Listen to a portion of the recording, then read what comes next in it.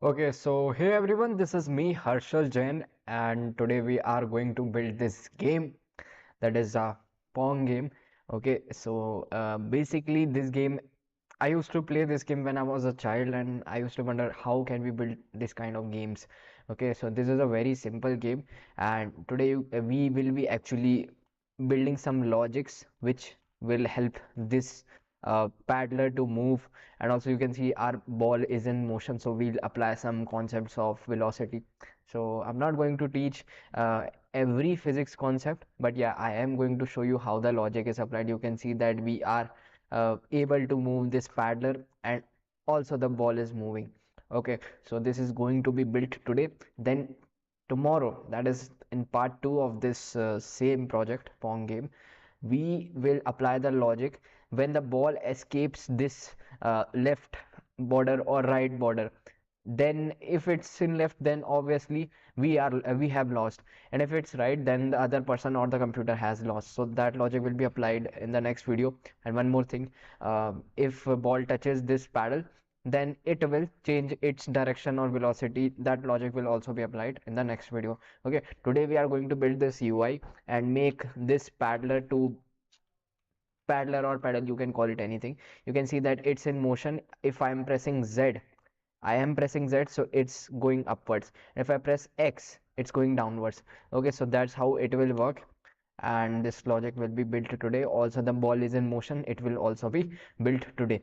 Okay, so this is a very great JavaScript project. If you want to learn about some animations in CSS, if you want to build advanced animations, then obviously CSS will require JavaScript. So this will be very helpful, and you will enjoy this project definitely. And I agree that this one will be tough, a little bit tough, but if you know some intermediate level of JavaScript, then you might not face any difficulties with that. And some little knowledge of physics is required, like vector physics. Very simple amount of physics. Oh, so I'll just explain that. Don't worry about that. But yeah, you can see that this game will work like this. Okay, so yeah, today we are going to build the logic. So not much knowledge is required. Just some basics of HTML, CSS, and JavaScript, and a little bit of physics. All right. So I'll just do one more thing. Yeah, so just click a link. We have provided the link in description. You can check the link. Basically, it's a full stack free bootcamp. Okay, it's a free bootcamp provided by Geeks4Geeks. You can find the link in the description. Project building sessions coming up.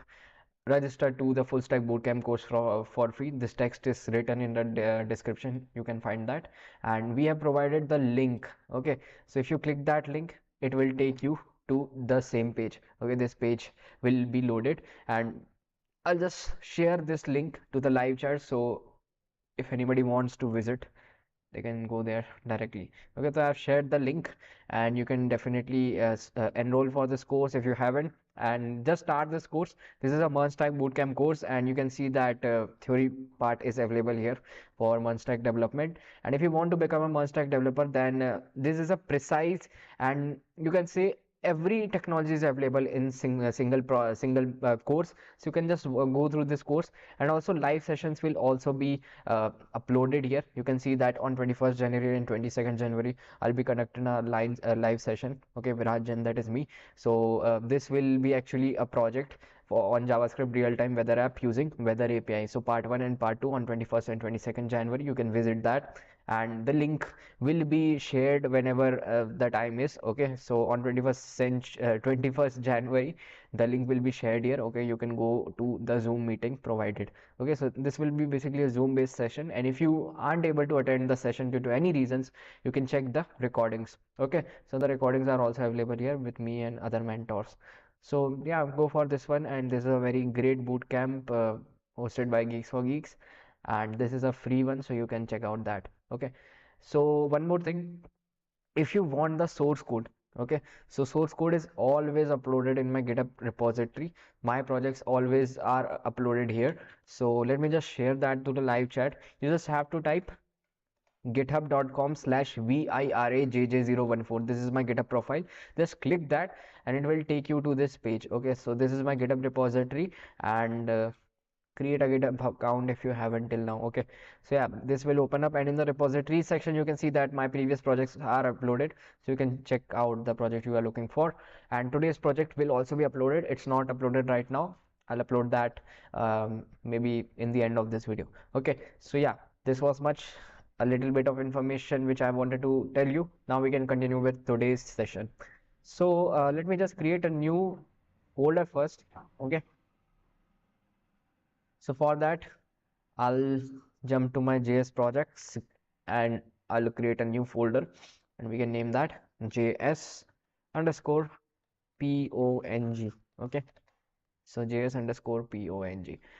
When I was a child, I used to play a game named DX Ball. So that was a very popular game that time, and I used to love that game. So it's kind of similar with this one. Okay, that game also had bricks which you had to hit with the ball.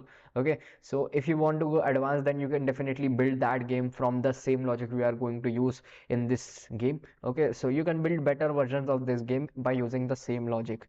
So it's up to you. You can use your brain and make difficulty levels and many more physics. You can apply some amount of physics to actually create bricks which the ball hits. Okay, so many logics can be created, but this is a very simple game because I wanted to make it beginner friendly as well as a level up for JavaScript. Okay, so we'll create index file here, index.html, and yeah, so just create a boilerplate, and now we are good to go. Let me just test this one. So I can write, hey there. Okay, so just install the live server extension you haven't. For that you can simply go to the extensions in VS Code and just type live server. Okay, so basically it will help us to get live changes whatever we write to this code. So yeah, here we can see that it is the live server extension, and just install this one in VS Code. Mine is already installed, and after that you can start this server by clicking go live, or you can click open with live server. Okay, so this will be started, and yeah, our page is loaded. Okay, some of you might have joined the stream right now, so let me just show you. This game will be built today. Okay, the basic UI part and some amount of logic will be built today. All right, so yeah, if you press X it goes up, if you press Z it goes upwards, if you press X it goes downwards. You can change the key mapping if you want. uh, Hi Amit, how are you? Hi Dhruv, how are you? Okay, so now we can continue, and let me just close that one. It's not required now, and let me just split the screen. Okay, so I am assuming that this game will be responsive. Okay, by responsive I mean that for any width and height the game will work. I'll show you how, but right now I'm just creating some basic templates first, and I hope the code is visible. And if you find some difficulty in reading the code, just increase the video quality, or you can just message me. Okay, I'll just increase the font size, but I guess it's the maximum which I can, else the alphabets will be looking straight away, so that won't be better for me. Okay, I hope the code is visible, and yeah, okay, now it's fine. All right, so first of all let's create the basic HTML syntax. Okay, so for that we can create a container which will contain our game. You could have directly made a container for the body, but I can assign a different ID with a division, and all of the game will be inside that division. Okay, so yeah, we can write div, and inside this we can give an ID of ID equals, and we can name the ID as suppose I'm just naming it as gamebox. Okay, gamebox, and inside this we can, first of all we need to create a scoreboard. Okay, that is I'm assuming that I will be the user one, and another user will be actually the computer, or you can in better terms you can call it an AI, artificial intelligence. Okay, not much logic for artificial intelligence will be applied, but yeah, it will work that way. All right, so it's fancy to hear that, that's why I said AI, but it's just normal instructions which will I give, and it will be followed every time. Okay, so yeah, we'll give it a class as scoreboard, Scoreboard, and inside this we have our two players. Number one is user, so we'll show the user score. Okay, so initially obviously though both of them will be 0, and I'll just give it an ID of ID equals USER SCORE, and I made a mistake. Yeah. Okay, so initially it will be 0, and some of you might be wondering that how am I getting these suggestions. So these suggestions, you can see that I can get these suggestions. These suggestions are basically coming from what I've installed a GitHub Copilot extension, and yeah, this will work. So basically it gives me suggestion for some amount of code, and it's not recommended for beginners because uh, those of you who don't know the syntax must not be using this one. Okay, but I know the syntax and I know what's to be written and I know the meaning of every code, so I can use this for saving time. Okay, so yeah, this one is for user score, this one is for AI score. Initially both of them will be 0. I don't know why. Yeah, now they are 0, and after this we have our vertical line. Okay, we have our vertical line which I want to show between the scores. So basically this will a straight vertical line which will cover the whole page in the between. Okay, so right now I'm just creating a division for that. I'm not going to style it anywhere. I'm writing just a class, and style class can be dashed line, and what to say more, uh, for more clarity I can write vertical. Okay, so this is my class name. I know these are quite strange, but it's okay, you can name anything to the class. Okay, so after this we have created our vertical line, then we want two paddles which will be used to hit the ball. Okay, so number one will be the user paddle, another one will be the AI paddle. Okay, so for that we are going to write div, and I'll give it an ID of ID equals user paddle. Okay, I am using ID because it's more better to use an ID because it's better to target JavaScript with that way. Okay, so yeah, we have given this an ID user paddle, and another one can be the AI paddle. Okay, and one more thing is needed, that is the ball which we are going to use. Okay, so instead of ball you can use any other object. Okay, you could play the game with a square or whatever you want, but yeah, ball looks cool and I'm using a ball. Okay, so these simple divisions are created, and I think that's it for the HTML part, and nothing more is required. So very basic HTML is required, but yeah, obviously JavaScript will be required, and complex JavaScript will be required with the physics. Okay, so that's some tough part which will be explained by me, don't worry. Okay, I'll explain everything. And now let's first style the page. Okay, so for that, okay, we have someone. I'm fine, thanks for asking, brother. Yeah. Okay, guys, for a few minutes I might not see the live chat. Okay, because I will be busy with the code. So if you have any doubts or queries, you can mention that on the live chat. Okay, or you can comment on this video below. Also, yeah. So let's first write the CSS part. So I'm just writing the CSS here only, but later on we can shift the CSS on another file, style.css. We can create another file, style.css, and we'll shift the CSS to that page. Okay, so inside this we can write style, and first of all, that's recommended for everyone. I recommend this to everyone. Just write margin as 0. Okay, it will actually remove the initial margin and padding for every tag you get, so it's really helpful. Okay, sometimes it's really helpful. So I have written margin and padding is 0, so it will remove all the initial margin and padding for every tag which we have used here. Okay, so yeah, this is a very good practice, and a lot of people face difficulty with margin and padding. So for that I have written that. Okay, so initially they will be 0, and now I'll write body. Okay, I'm targeting the body tag, and I'm just giving a background color. Okay, it's not required right now, so I'll just leave the body tag as it is. If it's something is required in the CSS, I'll change that.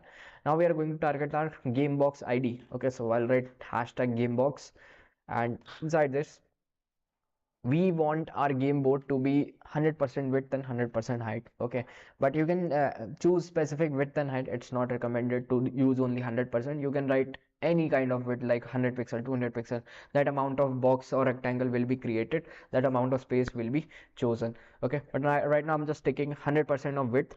So to take 100% of width, I can write you can simply write 100 VW. Okay, width can be 100 VW, and similarly the height can be 100 VH, and we change the background color to black. Okay, so hashtag 000, that's a black background color, or you can choose any other background color if you like. Okay, it's up to you. Or you can also manipulate the background color. Some people use animations in the background. You can use the animations also, linear gradients also, but right now I'm just creating a simple UI.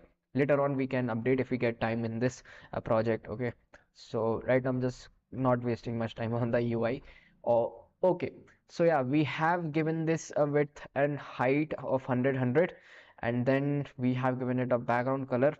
After this, write one more thing: overflow as hidden. This is important because if the ball escapes the 100% of this width, okay, 100% of this width, then the scroll bars are visible. So to actually make the scroll bars invisible, we simply write overflow hidden. Okay, so that's very useful. And now just make sure you have written overflow hidden here. Okay, so it won't increase the size any further of the width and height if the ball goes out of the left or right side. Okay, so obviously from top and bottom we'll add some restrictions that if it hits the ball, then it will jump backwards. If the ball hits the top of the page or the bottom of this container, okay, top of the container or bottom of the container, then ball will change its direction. But if it hits left or right wall, then it will jump outside the game. Okay, again for the right, it will jump outside the game. Alright, so yeah, basic game board has been created. Now we are going to create the user score. I mean, I am going to show the user score in the specified positions. So I'll simply write hashtag user score, hashtag user score, and also we are doing the same for hashtag AI SCORE. Okay, so let's first give them a color of, so I'm just choosing the color white. Okay, color can be RGB and 255, so that's a white color. And we can give it a font size, of font size can be I want it to be 50. Okay, so 50 pixels. All right, so these numbers are visible, and you can use RAM also. Okay, and after this we'll give it a position of absolute. Okay, because I want to show these in the center of the page. And we'll write top, from top they will be 12 pixel always. Okay, from top they will be 12 pixel always. So you can see that other one is hidden because it's behind this zero. Okay, so we have two zeros but one is behind the other one, so we are only seeing the first one. So one more thing, we can actually give it a font family of suppose I'll give Arial. Okay, so this looks pretty much okay, so that's why I have given Arial. After this we'll write hashtag user underscore, because we are going to target these scoreboards individually. Okay, so user score, and we'll write left 12 pixel. Okay, instead of that we'll give it a percentage. Okay, so it will be always 40% from the left side of the container. Okay, so it will be always in the 40 side, 40% from the container. And again same for the AI, I want this to be the right 40%. Okay, so yeah, this is the AI score, last one is the AI score, and the left one is the computer score. So these are these scores. After this we have to create the dashed line. So dashed line will be created in between these scores to the end. Okay, so for that we can simply write dot das. Okay, I have created dash line vertical, so I can write dash dsh. Okay, let me just rename this to dashed. Okay, so I can write SHDEPDLINEVERTICLE. Okay, so this is our dash line vertical, and I hope I have named it correctly. Okay, this is a too long name, but you can name it anywhere, anything you like. Okay, so yeah, this is dash line vertical, and we will give it a border. We'll give it a border of uh, we can do one thing. I'll just give it a border of 2 pixel 2 pixel dashed, and you have to name it as any color you like. So we got a dashed line, but we are actually getting a double dash line. So to make it simple, we can simply write we can choose any of the side to show. Okay, so only left will be visible. Okay, right now it's not visible because we haven't written the CSS further, so we can give it a position of absolute. Okay, so it will be absolute, and then from top 0 it will start from top 0, and it will always be left 50%, that is in between this page. Okay, so yeah, this is created. And why am I not able to see the line? Okay, so first we have to give it a width. Okay, so width can be suppose if I write 5 pixel, and height can be 100%. Okay, so you can see now we got the line. Okay, so basically it took 5 pixel of the width. So suppose if I change the width to 15 pixel, so it changed a bit. Okay, it shifted actually. So you can simply make the width as 1 pixel because not much is required, only 1 pixel is required, so it will always be in exact center. Okay, and one more thing is required. It's always a good practice to simply write, if you are using, if you want anything to be in the center. Okay, so if I want anything to be in the center of x-axis, okay, in the x-axis, so simply write transform translate x to minus 50%. It what does it do? Actually, if you have given this left 50%, so this box will start from 50% of the left. Okay, 50% of the left, but it won't be in the center. So for breaking this in center, we simply subtract minus 50%, that is minus 50% of the dash line vertical width. Okay, so it will actually jump a little bit. You can say that if its width is 1 pixel, it will jump to 0.5 pixel. It will shift 1.56 0.5 pixel to left. Okay, so it will shift 0.5 pixel to left because I have given a width of 1 pixel. If it was 100 pixel, then it will shift 50 pixel to the left. Okay, 50 pixel to the left. Alright, so this is created, and it's in center, I guess almost center, so I don't have to worry. And we got the vertical line in center, and we can do one more thing. If I increase this width, okay, so yeah, the border width is increased, and you can change this as much as you want. Okay, you can manipulate this one, and I guess this is fine. So after this we can write paddle user paddle. Okay, and I feel that it must be a little bit of gray. Okay, so yeah, you can give this a gray color. Okay, I guess it's fine, and yeah, you can change this as much as you want. So after this we will target our paddles. Okay, just a minute.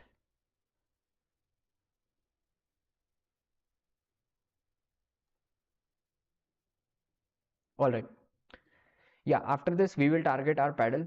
So what is a paddle? Basically we see two paddles in the left, one paddle in the left and one paddle in the right. So for creating these paddles, we can simply give it first let's give it a width of 20 pixel, okay, and background color of, I can say right now I'm just giving it a white background color. Okay, white background color, and let's give it a height of 100 pixel.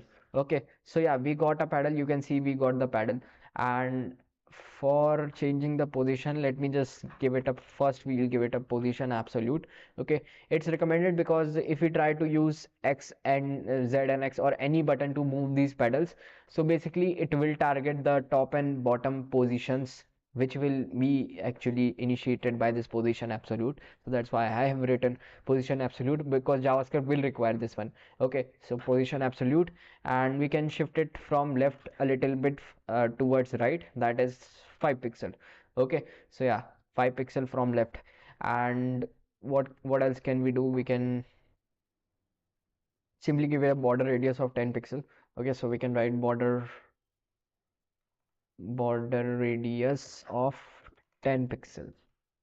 Okay, so we can see that it's having a border radius, but I want this to be initially in the center of my page. Okay, so for that we can simply write top and 50%. Okay, so from top it will be 50%.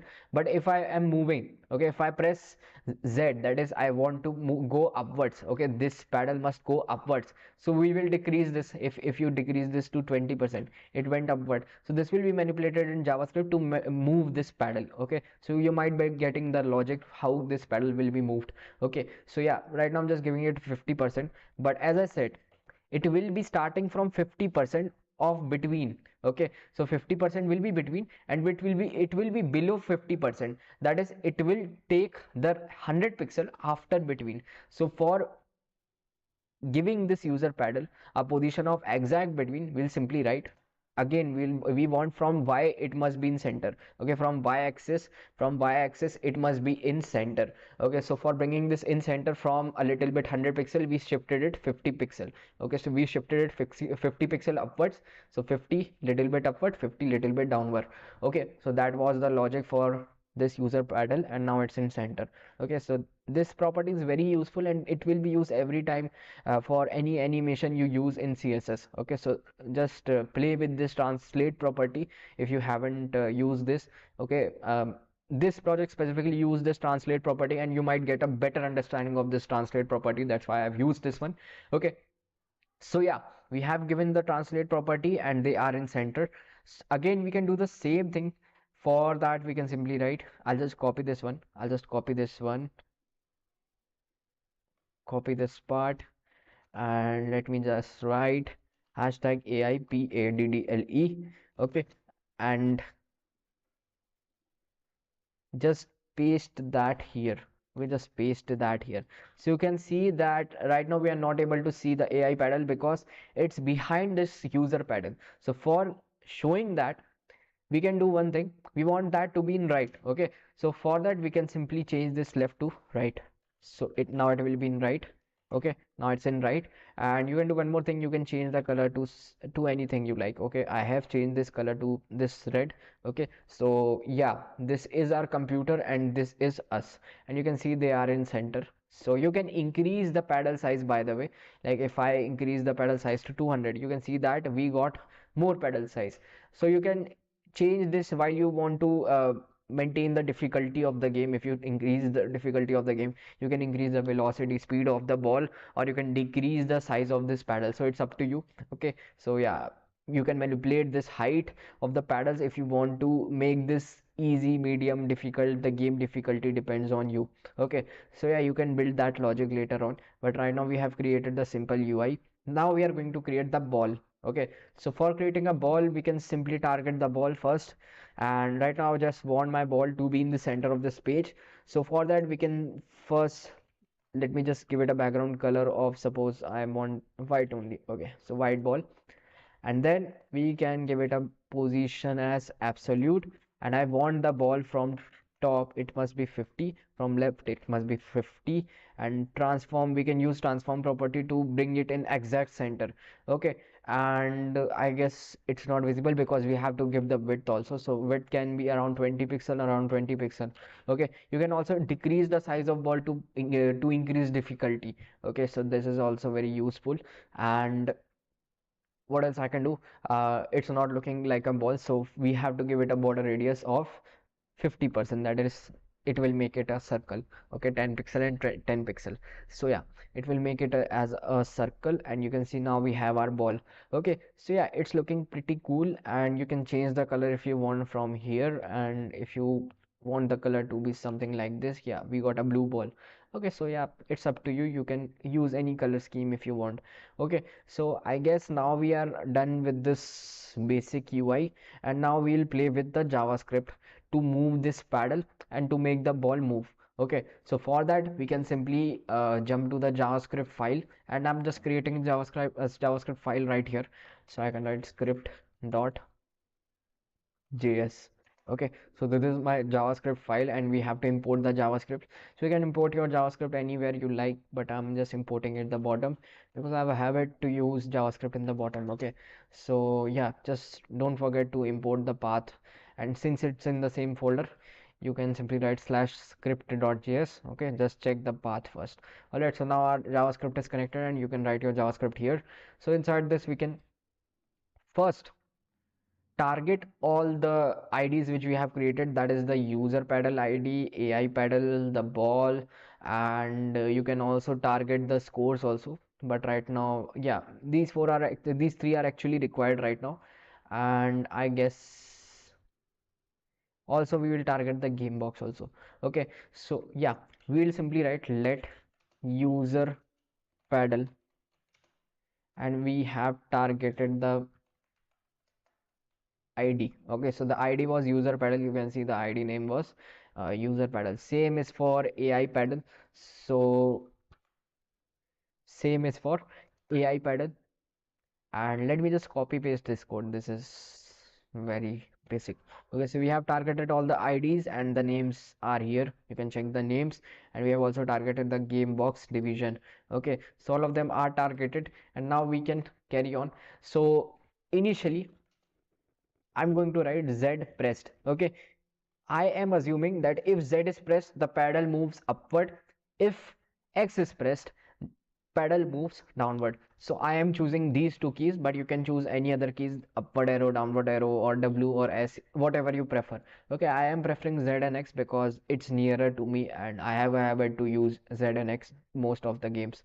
Okay, so yeah, Z pressed equals false and X pressed equals false. So you can choose any other button. It's not recommended to use only this one. You can use any other button. Okay, so Z pressed, X pressed.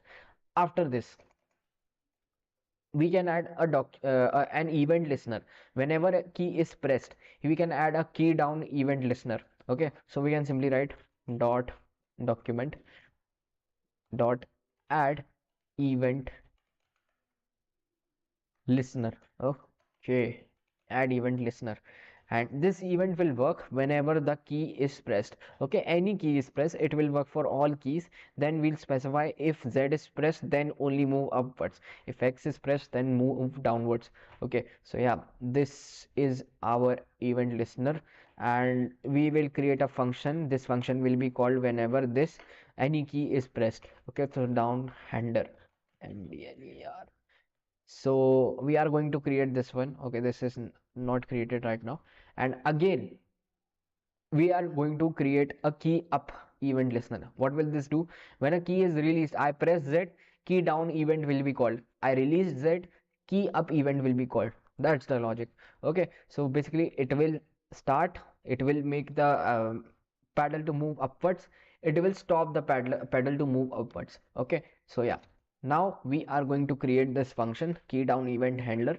So if any key is pressed, it's sent as a parameter to this function. Okay, so yeah, we got the parameter as E. Now I'll check if E is Z. Okay, so for targeting that, I can simply write if E dot key equals Z. So yeah, double equals, and you can simply write small z. Okay, if E dot key equals small z, then do something. Else if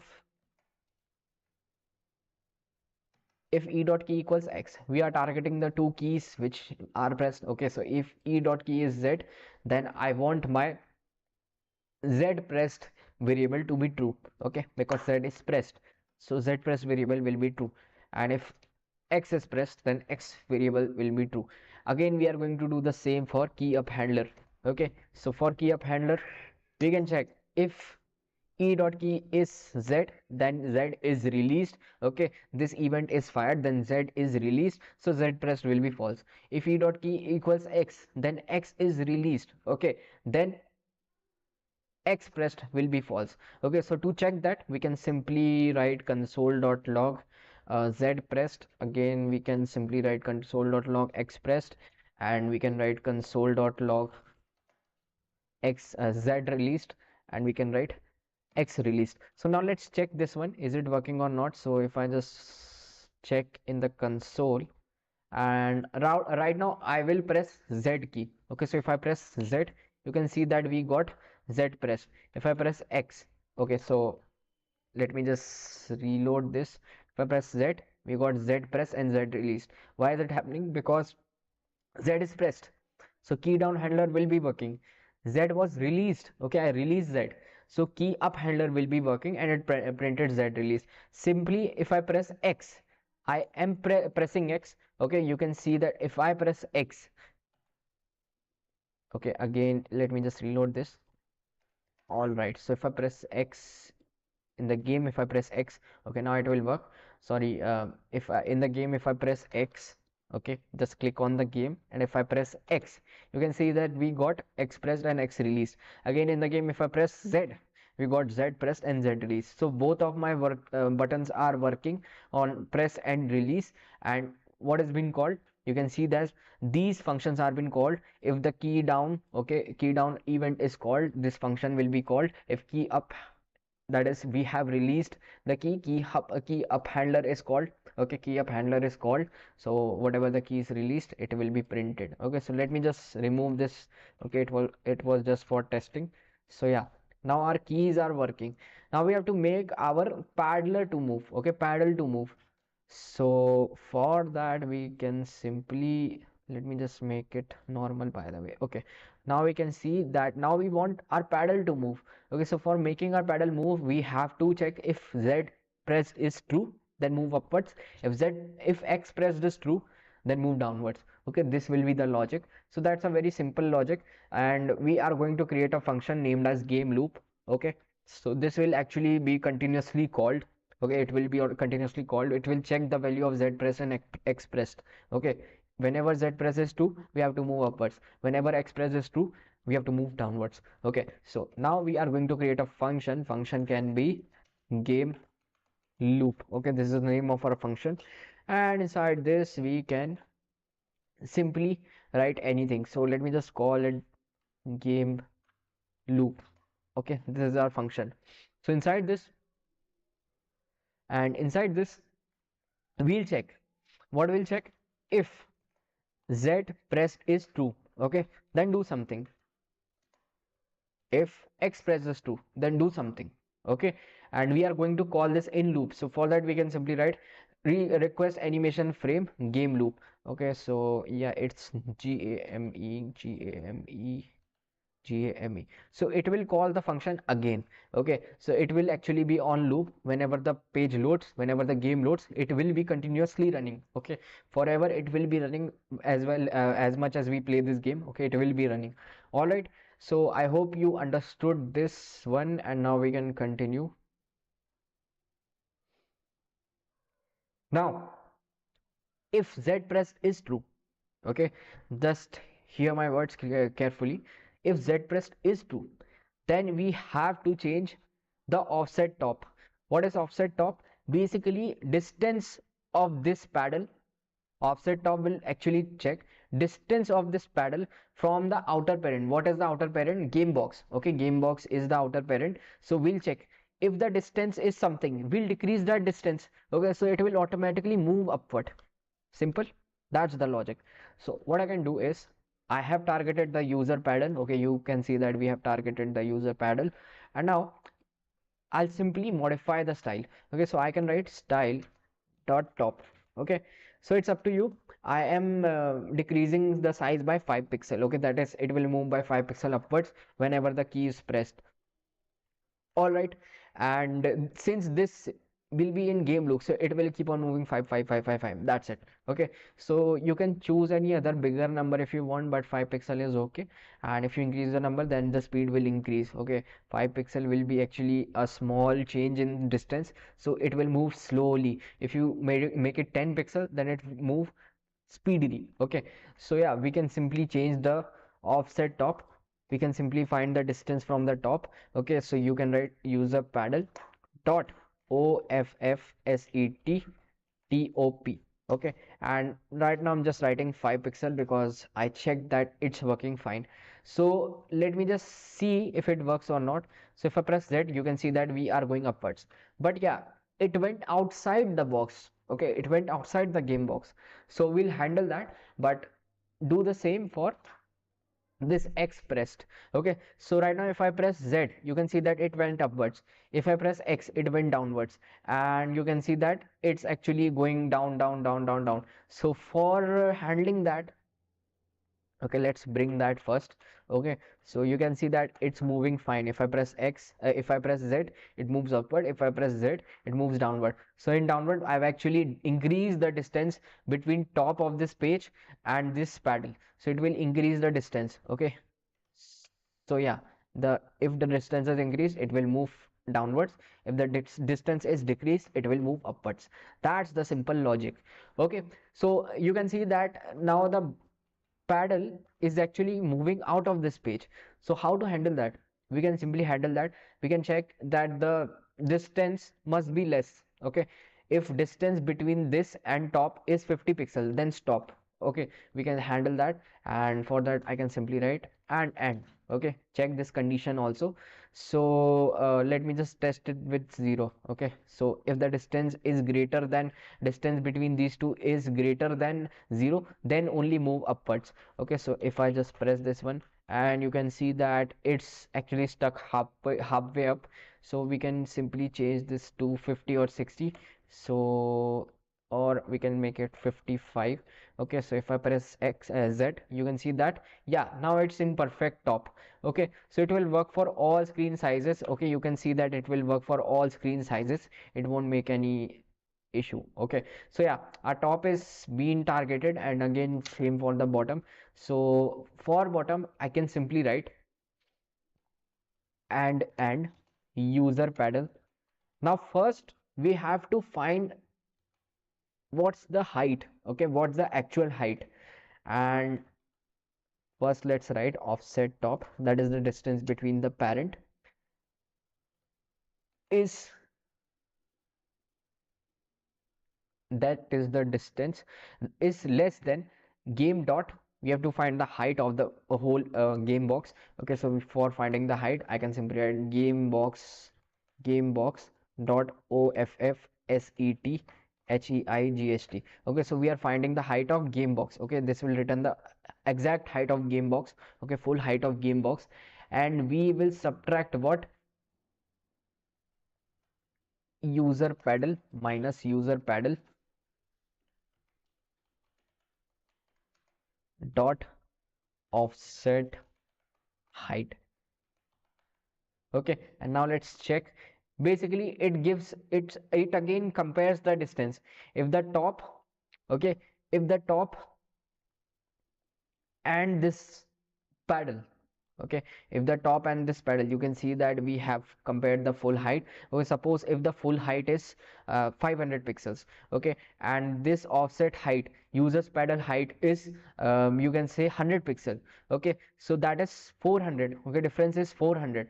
So if the total distance between this, and if it's in the end, okay, if the paddle is in the end, the distance will be 400 pixel, right? Distance will be 400 pixel if the paddle is in the end. Suppose if I press X, you can see the paddle is almost in the end. Okay, so you can see, let me just change this to uh, increase this. Okay, I can increase this. If I just increase this by, suppose I increase this by 45.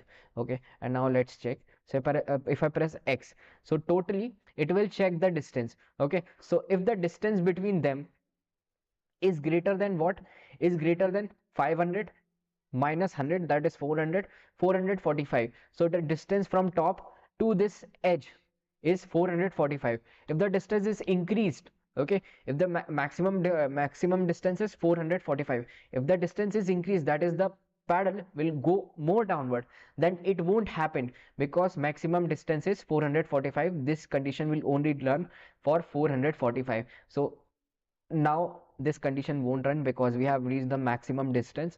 And if I just go back, if I just press X, okay, if I press Z, it will go upwards, and now if I press X, then you can see that we have some distance, but now the maximum distance is achieved. Okay, now it won't go more downwards. Okay, so yeah, it will work fine, and you can see that it's working fine. Okay, so almost in the top and almost in the bottom. All right, so it will make our game work. So after this, what can we do? We can simply target the ball also. Okay, so by targeting the ball, we can first you need to know the formula for velocity. So the formula for velocity is simple. Like, how can I say simply? Just a minute. Like you can say that if you want the ball to move in 2D, I'm talking about 2D, not 3D or any other dimension. I'm talking about the ball to move in 2D. So you must have learned some physics concepts. Okay, this is a very basic physics concept, and if you don't know this concept, then it's okay. Some people might not be from the science background or any reasons. So just remember, if something has velocity, okay, if something has velocity, that is it's moving. Okay, the ball will be moving, so it will have some velocity, some speed, some velocity. So if something has velocity, it will have x component and y component. Okay, on changing of the x component and y component, I'm teaching like physics all. Okay, so x component and y component, so if they change, then the velocity will also change. The velocity will be the you can say the vector. Okay, so the simple formula of velocity will be v square equals vx square and vy square. Okay, so v square equals, where can I write? I'll just write it below here. Okay, I'll just write, or we can do one more thing. I'll write ball movement here. Okay, so here's some comments which I have written for you all. It will help.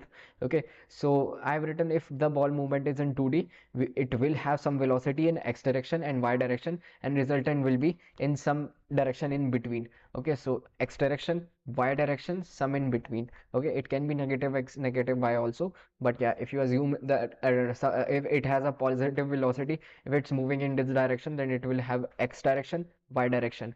Okay, so yeah, that's the logic. And if it has x and y, then we will update the position. Okay, we update the position of the ball by updating by adding the velocity to the position of ball. Okay, so we'll actually add the velocity to the position of ball, and I'll explain this later on, but yeah, this is important. And also we'll check if the ball hits any wall or paddle. Okay, so we'll check if the ball hits the wall or a paddle. If it hits the wall, we'll change the direction of ball. I'm talking about the top and bottom ball. Okay, if it's the top ball and or the bottom ball, the ball's direction will change. Okay, if it hits the top ball, it will bounce back. Okay, if the ball hits the bottom ball, it will bounce back. Okay, so that's the logic. And if hits the left ball, I want this to go. If I want to increase the score and bring the ball again in center, that will be checked later on. But yeah, just remember, if the ball hits, right now I'm just assuming the logic, if the ball hits the wall, any wall, right now I'm just taking any wall, top, bottom, left or right, ball will come backwards. Okay, it won't go outside the page. Okay, so yeah, this logic says that. And again, if the ball hits the paddle, if the ball hits any paddle, we'll change the ball's direction. Okay, we'll change the ball's direction. Obviously that's the game for. Okay, so if the ball hits this paddle, then ball will bounce back. If the ball hits this paddle, ball will bounce back. Okay, that's the logic. And after this, we can decompose the velocity. If the velocity is v, then the velocity's x component can be vx and y component can be vy. Okay, so that's what this statement says. And the formula is v square equals vx square and vy square. So where vx and vy are two variables which we are going to create, and v is also a variable. Okay, so v velocity will actually be coming from this x and y component, and on manipulation of x and y component, velocity of the ball will change in any direction. Okay, so you can see that this is the simple Pythagoras theorem and nothing new. You must have learned this on your basic schools. Okay, so that's not a much difficult topic. That's a very simple statement. We have decomposed the velocity component into two vectors. Okay, so resultant vector is v. All right, so after this, let's first assume a random velocity in x direction. Okay, a random velocity. I'm just writing let vx equals -1. I'm just choosing the negative velocity. Okay, it will move in some direction. Okay, don't assume it as some negative value. It will move in other direction. Okay, if +1 moves in this direction, then -1 will move in this direction. That's the logic. Okay, same is for y. So suppose if I chose y as I'll make it as -5. Again, I'll choose -1 direction. Okay, -1, -5 and -1 direction. So Vx and Vi are some random values which I have chosen right now, but we'll change that later on. Then we can write let V equals, now we have to apply this formula. To apply this formula, we have shifted V square, the square inside here, okay, in the right side, so it will become square root. So math dot sqrt, okay, so math is inbuilt function in JavaScript and inbuilt method, and you can use this one. And now we want math dot pow, or instead you could have written vx into vx, but math dot pow is also good. So I can simply write math dot pow vx square and vy square. So simply I have written square root of square root of you can simply write sqrt like this. Okay, so I have simply written this formula. I have shifted that square to the right side, so it became square root of vx square and vi square. Okay, so yeah, we got the same formula, and now we can continue. We got our v. Okay, we had vx and vy, some random values. From these we got our velocity. Okay, so vx and vi are important, and we are going to manipulate vx and vy every time. Okay, this v will remain constant, I mean this formula will remain constant, and vx and vy value will change. This will manipulate our v. Okay, so yeah, these two are some random values, and we will also get some value after this. Now we are going to create a function named as reset. Okay, so reset will do nothing. It will actually bring the ball to the center. Okay, right now I'm not using the reset. What I can do is I'll change the ball. Okay, I'll just manipulate the ball first. So I'll write if ball dot offset left. Now what will offset left do? It will check the distance from the left of game box. Okay, left of game box and ball. Okay, so if the distance is less than 0, okay, if it's less than 0, then I will change the direction of ball. That means if it hits the left ball, the direction of ball will change. Okay, so I will change the direction ball to -1, minus vx. Like if suppose it was -1, now it will become 1. If suppose it was 1, then now it will become -1. So direction will change, whatever the direction was. Okay, that means if it was moving in this direction, if it hits the left, then it will bounce back. Okay, right now I'm just assuming that every ball will make the ball move backwards, that is bounce back. Okay, but in the game you know the logic. If hits the left side, then there will be score for computer. If hits the right side, then there will be a score of user. Okay, but if hits the top side, ball will bounce back. If it's the bottom side, ball will bounce back. Okay, so right now I'm just writing this. Okay, I'll just remove that later on, but right now I'm just writing key change the direction if it hits the extreme left. Okay, again same is for right one. Okay, so again you can target the right one by, we have actually targeted the whole width. We have found the whole width of this game box. Okay, whole box, and then we have checked that the distance is not more. Okay, so the distance is not more from, you can say that 500. Okay, suppose the width is 500 and ball's width is 10 pixel. Okay, so width is not more than 490. Okay, the distance from extreme left and this right is not more than 10 pixel. Okay, or instead I guess offset right is working or not. Let's check if offset right works or not. Okay, if I have written offset right, and I don't know offset right will work or not. Let's check if offset right is ball's right distance is lesser than 0, or no, it won't work because we don't know the maximum width. Okay, yeah, now it will work. Basically I have checked that if ball's offset right width, okay, is actually greater than a whole box, that means it's outside this box, then this logic will work, but I'm not using this one. Okay, let's jump backwards, and yeah, now it's okay. Okay, so I have checked that if it's in the extreme right, if ball is in the extreme right, then the distance, what will be the distance? Obviously if the ball's width is 10 pixel, okay, if the ball's width is 10 pixel and the whole width is 500 pixel, then 490 pixel will be the distance, okay, from left to the ball if the ball is in extreme right. So 490 pixel is the maximum limit. After that we will jump back.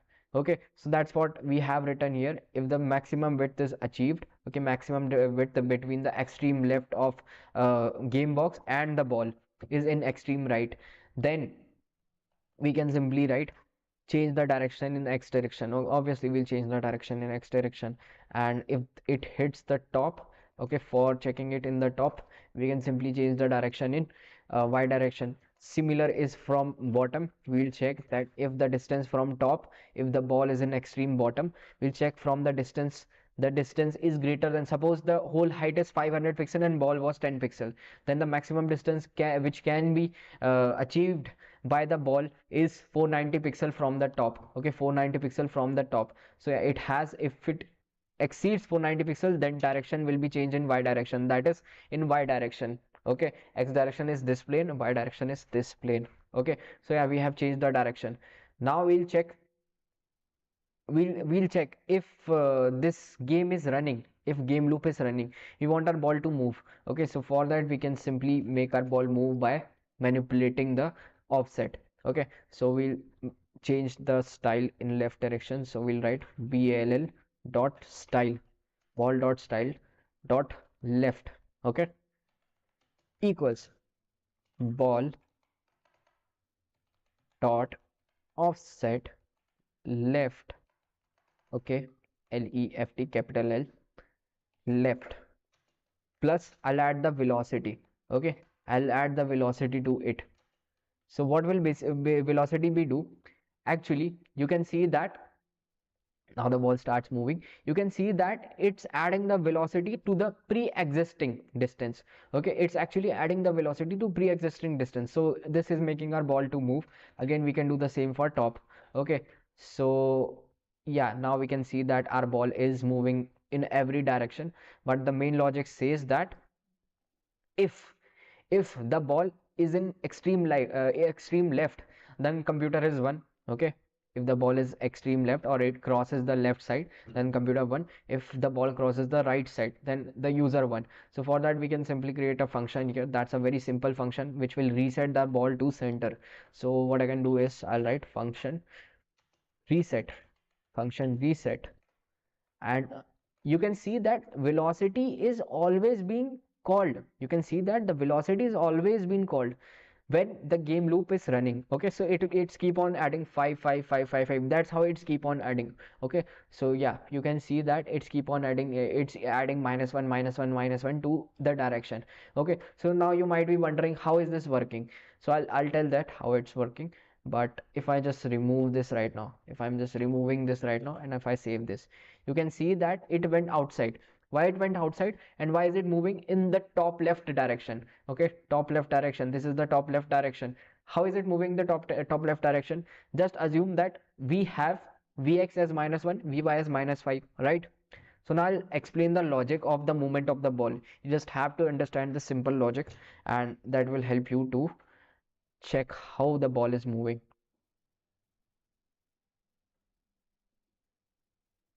Okay guys, just a minute. uh, okay, I'll have to open Canva because I have created a sample UI for you all. Okay, so just assume this Cartesian plane. In this Cartesian plane you can see that if x is negative and y is negative, then this direction will be followed by the ball. Okay, you can see that our ball is following this direction. Okay, if I just reload this one, our ball is following this direction, top left and top right. Similarly, if the ball had positive x but negative y, ball will move it top right. Similarly, if the ball had positive x and positive y, then ball will move in downward direction. Okay, if the ball had negative x and positive y, then ball will move in bottom left. Okay, so this will be the logic. Just understand this logic and you can try to manipulate this code. Like if I just suppose make +1, then obviously it will be bottom right. Okay, so let's check, is it going bottom right? If I just reload this one, you can see that it's in bottom right. If I reload this one, you can see that it's in bottom right. Okay, so now it's working, and I don't know why that it's taking whole. If I just write position as absolute, okay, now it's working. So actually my overflow hidden was not working. Now it's working because the position wasn't absolute. Now it's absolute. Okay, so if I just reload this, you can see that it's moving in bottom right because the x and y are positive. So if I make x as negative, you can see that it's in direction. So if I just increase the x, okay, if increase the x, so the speed is increased. Okay, so that's the simple logic which we are going to implement later on. But right now I'm just giving it a random, if I just give it -1 and -1, you can see that the direction is this one. If I make x as 0, okay, if I make x as 0, then it will move in upward direction because -1 is upwards.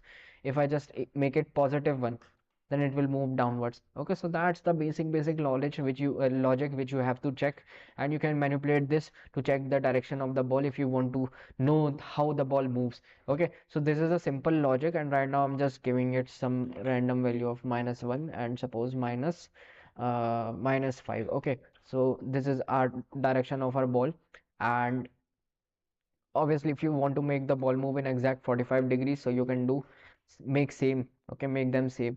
So if I make it 10 vh 10 vx, then the velocity, overall velocity will increase. You can see the speed is increased. Okay, that's the logic which you have to check. And basically what nothing is happening in every game loop function. Okay, it's going to be called infinite times whenever you play the game. Every time 10 is added to left. Okay, if 10 is added to left and 10 is added to right. Okay, if it's -10, then negative sign will be added. Okay, if it's plus, then plus will be added. All right, so yeah, that's the simple logic, and you can check that we have applied that logic. After this, just make it visible. After this, we need to create one more function which is required, and for that we can simply do one thing. Okay, for that we can simply do one thing. um, I'll just create a function as reset. Okay, so reset function has been created. So what I can do is simply write, what I want is to make the ball in center. Okay, so for that we can simply write ball sort style dot left and top as 50%, and we can initialize the values as -10 -10 or anything you like. I'm just giving it a -10, and instead of that you can simply write um, 2 and 3. Okay, 2 and 3.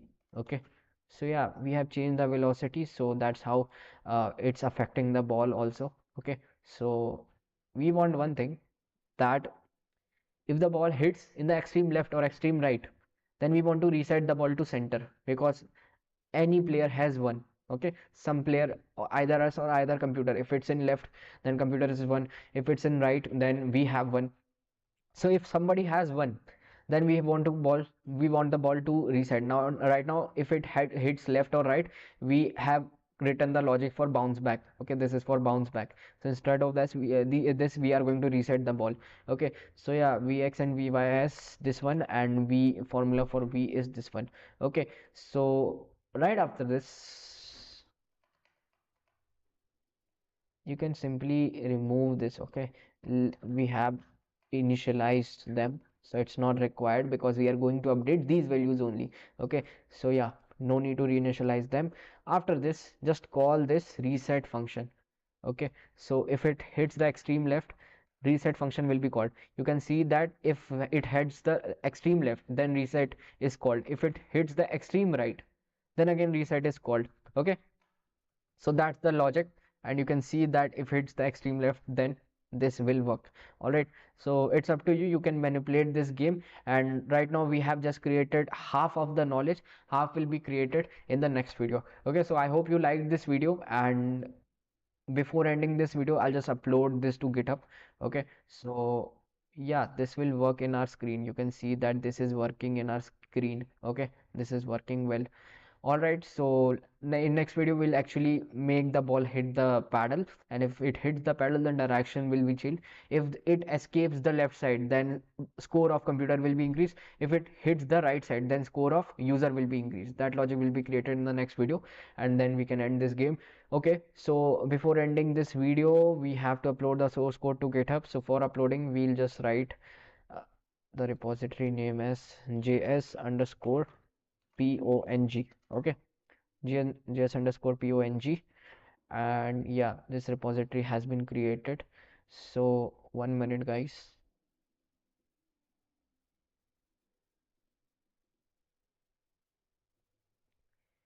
Git init, git add, git commit dash m day one. Okay, and then we can write git branch dash m main. Okay, and after this we have to add this remote repository name. Then we can write git push dash uorigin main. Okay, so we have pushed the code. So yeah, the source code has been uploaded here. You can check out this one, and I'll just share this. And if you want to visit my GitHub, you can simply write github.com/virajj014. This is my profile. Don't forget to follow me here. And here we have the js underscore pong. If you don't find this repository, just search here js underscore pong.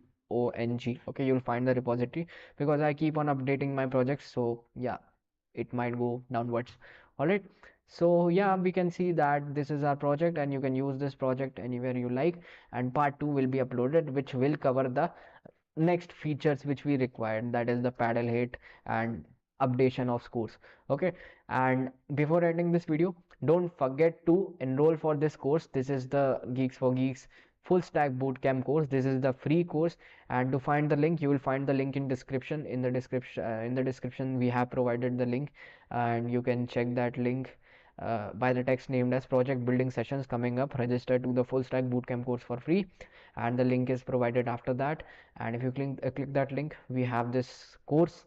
Just enroll for this course, because this is a full stack bootcamp, and all the basic theory part is available here, and it's a place where you can find all the stacks, all the technologies required for one stack development, full stack development in one place. Okay, so yeah, just check out this one. And then in the live part, you can see that there are upcoming sessions related to JavaScript. Okay, I will be hosting these sessions. You can see that let's build a real-time weather app using JavaScript and weather API part 1 and part 2 on 21st January and 22nd January 6 p.m. live. Okay, these will be Zoom meetings, and the links will be provided at that day. Okay, so just visit this course, just enroll for this one, and the links will be shared here. You can watch these Zoom meetings. Okay, and if you aren't able to watch these Zoom meetings for any reasons, but is it suggested to watch live sessions, because if you have any doubts, you can ask them directly. Okay, so live is more preferred by most of the students, and you must also watch live sessions. Okay, but if you can't watch that for any reason, you can check that on the recorded. The meeting will also be recorded. You can find that here. Okay, so yeah, that's it for today, and I've uploaded the source code on GitHub. In next video, what will we do? We'll apply the logic of this paddle hitting the ball. Okay, right now the paddle is moving. You can see that the paddle is moving, but if the ball hits the paddle, then the direction is not changing. Okay, the direction of the ball is not changing. So for applying that logic, we'll use that logic later on. We'll apply that on part 2, and also we'll update the scores. Okay, right now we have the scores as 0-0, but we'll update the score. If the ball hits the extreme left, that means the computer has won. We have missed the ball. And if the ball hits extreme right, that is computer has missed the ball, we have won. Okay, so the scoreboard will be updated. So that's it for today. I hope you liked this video, and don't forget to subscribe to Geeks for Geeks development channel. More videos will come on this channel, and also on the practice.geeks for Geeks platform. You can check out that full stack bootcamp course. Okay, see you in the next one. Till then, bye bye.